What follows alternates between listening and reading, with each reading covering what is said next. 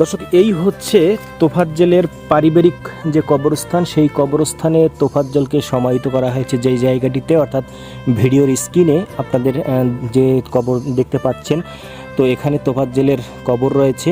এখানে তার মা, বাবা এবং তার বড় ভাইয়ের কবরের পাশেই তাকে দাফন করা হয়েছে, অর্থাৎ তার যে শেষ যে দেহটা যেখানে সমাহিত করা হয়েছে সেই কবরস্থানের ভিডিও আপনাদেরকে এখন আমরা দেখানোর চেষ্টা করতেছি। তো এই তোফাজ্জলকে কিন্তু ঢাকা বিশ্ববিদ্যালয়ের একটি হলে, ফজলুল হক হলে আটকিয়ে তাকে আসলে মারা হয়েছে। আমরা সেই তোফাজ্জলের বাড়িতে আমরা এসেছি আপনাদেরকে বেশ কিছু ভিডিও আপনাদের সাথে শেয়ার করার জন্য, এবং আপনারা দেখতে পাচ্ছেন যে তোফাজ্জলকে যেখানে কবর দেওয়া হয়েছে সেই কবর কিন্তু আসলে ভিডিওর স্ক্রিনেই আপনারা দেখতে পাচ্ছেন যে তাকে শেষ দাফন করা হয়েছে যে জায়গাটিতে। কে জানতো যে এই তোফাজ্জলকে শুক্রবার সকালে এখানে আসলে সমাহিত করা হবে, এটি কিন্তু তিনি কখনো কল্পনা করতে পারেননি।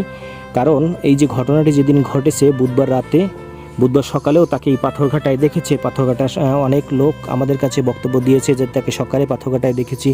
তো সেখান থেকে রাত 10টা-11টার দিকেই কিন্তু সংবাদটি চলে আসে বিভিন্ন মাধ্যমে যে তোফাজ্জলকে ঢাকা বিশ্ববিদ্যালয়ে আটকিয়ে তাকে মারধর করা হয়েছে, এবং তার কিছুক্ষণ পরেই আমরা খবর পেয়ে যাই যে তোফাজ্জল আসলে পৃথিবীর মায়া ত্যাগ করে তিনি পরপারে চলে গেছেন, আমাদের সকলকে আসলে ফেরে তিনি চলে গেছেন। কিন্তু তার এই যে পাগলামিগুলোর ভিডিও সামাজিক যোগাযোগ মাধ্যমে এতটাই ছড়িয়ে পড়েছে যে মানুষ আসলে যারাই এই ভিডিওগুলো দেখেছে সকলের চোখ থেকেই পানি পড়ছে। একজন পাগলকে কিভাবে মেরে এরকম আসলে মেরে ফেলেছে।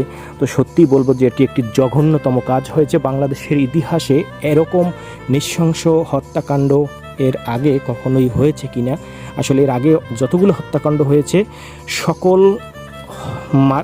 সকল হত্যাকাণ্ডের চাইতেই কিন্তু এটি একটা ভিন্ন ধর্মীয়, অর্থাৎ এটি একটি হৃদয় বিদারক হত্যাকাণ্ড বলবো। এটিকে আসলে কোনোভাবেই আমরা মানতে পারতেছি না। একটা সম্ভ্রান্ত মুসলিম পরিবারে এই ছেলেটির জন্ম, এবং অত্যন্ত মেধাবী একজন ছাত্র ছিল এই তোফাজ্জল। আসলে তার মেধার যে এলাকায় আমরা কথা বলেছি বিভিন্ন মাধ্যমে যে তোফাজ্জল খুবই মেধাবী একটা ছাত্র ছিল। তিনি পড়াশোনায় খুব ভালো, এবং বাণিজ্য শাখায় অর্থাৎ কমার্স শাখায় তিনি পড়াশোনা করেছে। 2009 সালে তিনি এসএসসি পরীক্ষা দিয়েছে। তো এরপরে আসলে তিনি ইন্টারমিডিয়েট কমপ্লিট করে পিরোজপুর সোহরাওয়ার্দী কলেজ থেকে তিনি অনার্স মাস্টার্স কমপ্লিট করেছেন। তো বলবো যে সর্বোচ্চ শিক্ষাগত যোগ্যতা তার রয়েছে, কিন্তু ভাগ্যের নির্মম পরিহাস, তাকে মানসিক ভারসাম্যহীন করার পরে তিনি আসলে ঠিকভাবে আর সেরে উঠতে পারেননি। এরপর থেকেই তার জীবনের যে কষ্ট, সেই কষ্টটা আসলে শুরু হয়। আমরা দেখেছি এই তোফাজ্জলকে বিভিন্ন জায়গায়, অর্থাৎ এরকমও দেখেছি যে এই তোফাজ্জলের ভিডিও আছে যে তিনি টলার মানুষের কাছে সাহায্য চাচ্ছেন, হাত পাচ্ছেন। আসলে ওর সাহায্য দেওয়ার মতো ক্ষমতা রয়েছে, অর্থাৎ ওদের যে জায়গা জমি সম্পদ যা কিছু আছে, ওরা পারতো যে মানুষকে সহযোগিতা করতে পারতো।